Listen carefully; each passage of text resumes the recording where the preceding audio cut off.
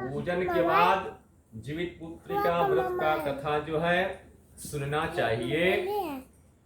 एकदा मुनियः सर्वे नैमिषारण्यवासिनः वृक्षो कृपयासो तं लोकानां हितकाम्यां भविष्यन्ति कथं श्रुतं बालकश्चरजीवनं दारुणस्मिन् महाकाले संप्राप्ते तु कलियुगे।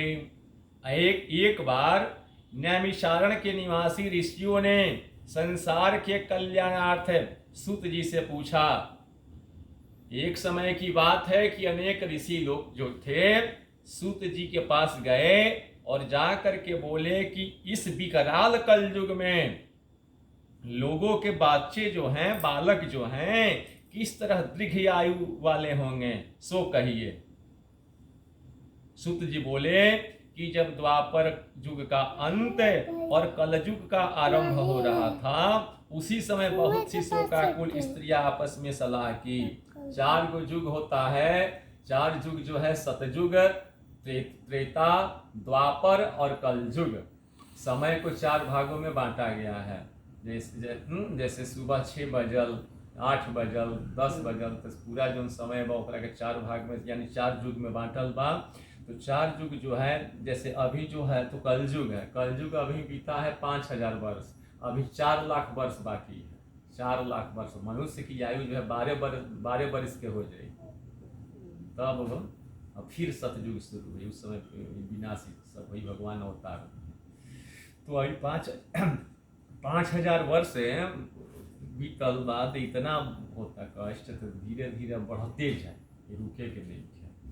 तो वहीं सूत जी से ऋषि से पूछे कि कलयुग का आरंभ हो गया है।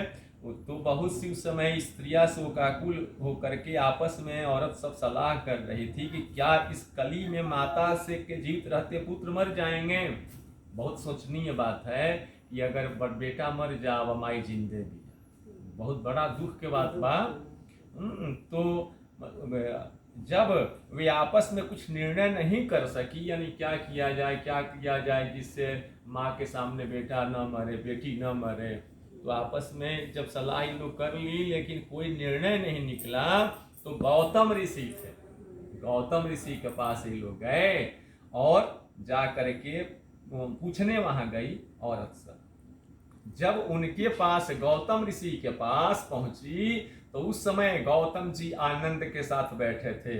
उनके सामने जा करके गौतम ऋषि को प्रणाम करके और स्त्रियों ने कहा कि हे प्रभु, इस कलयुग में लोगों के पुत्र किस तरह जीवित रहेंगे, इसके लिए कोई व्रत या तप कृपा करके बताइए। इस तरह उनकी बात को सुनकर गौतम जी बोले, आपसे मैं वही बात कहूंगा जो मैंने पहले से सुन रखी है।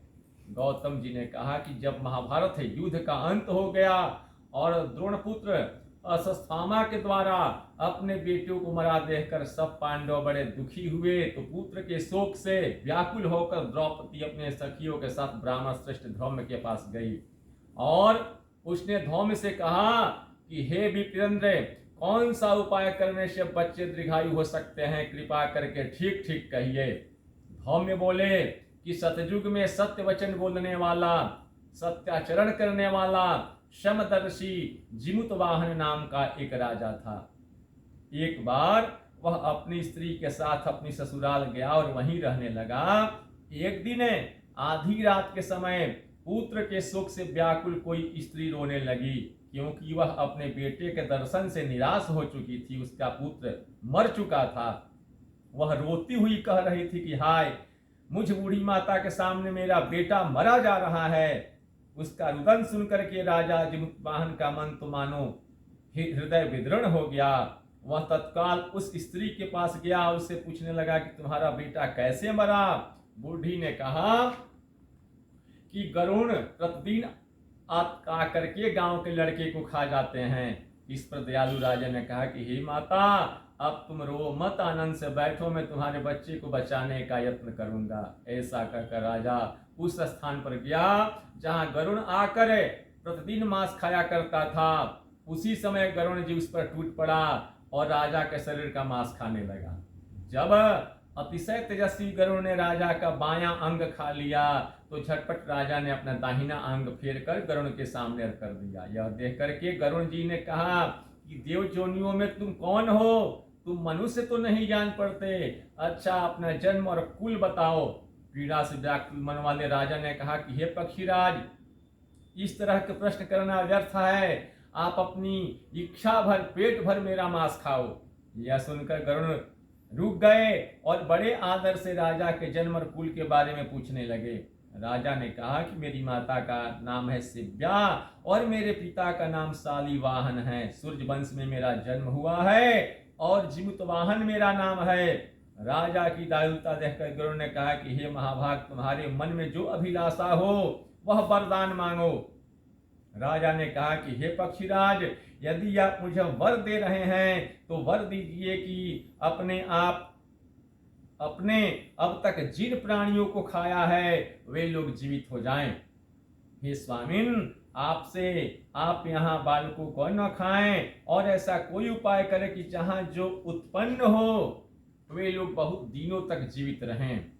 धौम्य ने कहा कि पक्षीराज गरुड़ राजा को वरदान देकर स्वयं अमृत के लिए नागलोक चले गए। वहां से अमृत ला करके उन्होंने उन मरे मनुष्यों की हड्डियों पर बरसाया। ऐसा करने से सब लोग जीवित हो गए जिनको कि पहले गरुड़ ने खाया था। राजा के त्याग और गरुड़ की कृपा से वहां वालों का बहुत कष्ट दूर हो गया। उस समय राजा के शरीर की शोभा दूनी हो गई थी। राजा की दयालुता देखकर गरुड़ ने फिर कहा है, मैं संसार के कल्याणार्थ और एक वरदान दूंगा। आज अश्विनी कृष्ण सप्तमी से रहित शुभ अष्टमी तिथि है। आज ही तुमने यहाँ की प्रजा को जीवन दान दिया है। हे वत्स, अब से यह दिन ब्रह्म भाव हो गया है। जो मूर्ति भेद से विविध नामों से विख्यात है, वहीं त्रिलोक से पूजित दुर्गा अमृत प्राप्त करने के अर्थ में जीत पुत्रिका कहलाई है। जो इस दिन तिथि को स्त्रियां उस जीत पुत्रिका की और कुश की आकृति बनाकर तुम्हारी पूजा करेगी तो दिनों दिन उसका सौभाग्य बढ़ेगा और वंश की भी बढ़ती होती रहेगी। हे महाभाग, इस विषय में विचार करने की आवश्यकता नहीं है। हे राजन, सप्तमी से रहित और उद्या तिथि की अष्टमी को व्रत करें, यानी सप्तमी विध अष्टमी जिस दिन हो उस दिन व्रत न कर शुद्ध अष्टमी को व्रत करें और नवमी में पारण करें। यदि इस पर ध्यान न दिया गया तो फल नष्ट हो जाएगा और सौभाग्य तो अवश्य नष्ट हो जाएगा। जीवितवाहन को इस तरह का वरदान देकर गरुड़ वैकुंठ धाम को चले गए और राजा भी अपने पत्नी के साथ अपने नगर को वापस चले आए। धौम्य द्रौपदी से कहते हैं कि हे देवी, मैंने अतिशय दुर्लभ व्रत तुमको बताया है। इस व्रत को करने से तुम्हारे बच्चे दीर्घायु होंगे। हे देवी, तुम ही पूर्वोक्त विधि से यह व्रत और दुर्गा जी का पूजन करो, मैं तुम्हें अभिलाषित फल प्राप्त होगा। मुनिराज धौम्य की ये बात सुनकर के द्रौपदी के हृदय में एक प्रकार का कौतूहल उत्पन्न हुआ और पूर्ववासी स्त्रियों को बुलाकर उनके साथ यह उत्तम व्रत किया। गौतम ने कहा कि यह व्रत और उसके प्रभाव को किसी एक चिल्ली ने सुन लिया और अपनी सखी सियारिन को बताया। इसके बाद पीपल वृक्ष की शाखा पर बैठकर उस चिल्ली ने और उस वृक्ष के खोते पर बैठकर सियारिन ने भी व्रत किया। फिर वही चिल्ली किसी उत्तम ब्राह्मण के मुंह से यह कथा सुन आई और पीपल के खोते में बैठ करके सखी को सुनाया। सियारिन ने आधी कथा सुनी थी कि उसे भूख लग गई और उसी समय शव से भरे हुए स्मशान में पहुंची। वहां उसने इच्छा भर मांस का भोजन किया और चिल्ली बिना कुछ खाए पिए रह गई और सवेरा हो गया। सवेरे वह गौशाला में गई और वहां गौ का दूध पिया। इस तरह नवमी को उसने प्राण की पारण किया। कुछ दिनों के बाद वे दोनों मर गई और अयोध्या में किसी धनी व्यापारी के घर जन्मी। संजोग से उन्हें दोनों का जन्म एक ही घर में हुआ। सियारिन ज्येष्ठ हुई और चिल्ली छोटी। वे दोनों सभी शुभ लक्षणों से युक्त थी, इसलिए बड़ी लड़की काशीराज की और छोटी उसके मंत्री के साथ गाहपत्य अग्नि के सामने विधि पूर्वक ब्याही गई। पूर्व जन्म के कर्म फल से वह मृगनयनी रानी हुई। जिस किसी भी संतान को जन्म देती वह मर जाती थी।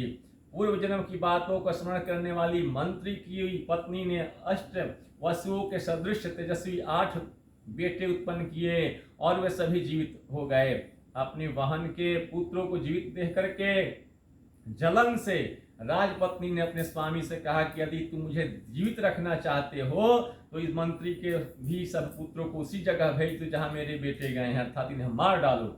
यह सुनकर राजा ने मंत्री के पुत्रों को मारने के लिए कई प्रकार के उद्योग किए, पर मंत्री पत्नी ने जीवित पुत्रिका के पूर्ण बल से बचा लिया। एक दिन राजा ने अपने आदमियों से उन पुत्रों का सिर कटवा करके पिटारी में रखवाया और वह पिटारी उनकी माता के पास भेजा, किंतु वे 8 सिर बेशकीमती जवाहरात हो गए और भले चंगे वे 8 लड़के अपने माता के पास वापस चले आए।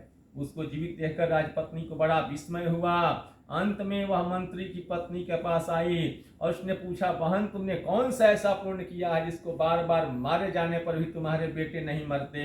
इस पर मंत्री की पत्नी ने कहा कि पूर्व जन्म में मैं चिल्ली थी और तुम सियारिन, दोनों ने व्रत किया था। तुमने व्रत के नियमों का भली भांति पालन नहीं किया था, मैंने व्रत किया, इसी दोष से हे बहन तुम्हारे बेटे नहीं जीते हैं। ओ राजरानी, अब कब भी उस जीत पुत्रिका का व्रत करो तो तुम्हारे बेटे दीर्घायु होंगे, मैं तुमसे सच सच कह रही हूँ। उसके कथानुसार रानी ने व्रत किया, तभी से उसके कई बेटे सुंदर दीर्घायु होकर बड़े बड़े राजा हुए। सूत जी कहते हैं कि सब प्रकार का आनंद देने वाला मैंने यह दिव्य व्रत बताया है। स्त्रियां चिरंजीवी संतान चाहती हो तो विधि पूर्वक यह व्रत करें। एक बार प्रेम से बोलिए दुर्गा माता की। बाबू करो रुक दे।